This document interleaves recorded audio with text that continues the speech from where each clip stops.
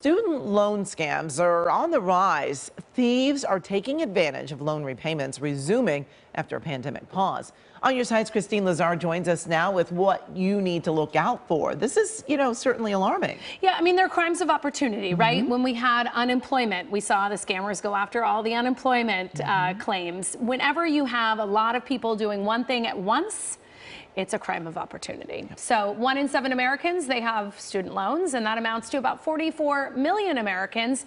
And with each having on average about 10,000 to repay, scammers are seizing the opportunity to go after borrowers' money and their personal information.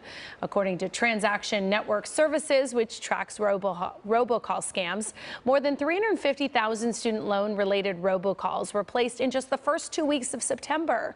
The most common scam, according to the expert we spoke with, scammers promising lower payments, debt relief, or debt consolidation. They will then ask for the victim's personal information, including their bank account, and then they can steal money and the personal identity of their victims. So how are scammers finding their targets? If you just do a random scattershot approach, there's a 1 in 7 chance you're going to hit somebody who's got a student loan and who's probably experiencing some form of impact with regard to this whole student loan debt relief going away.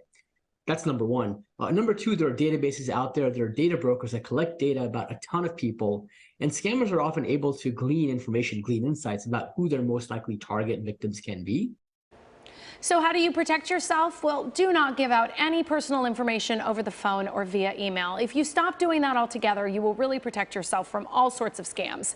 Go directly to your loan provider and call them or visit their website. Now, if you have a federal student loan, know that you never need to pay for help managing it.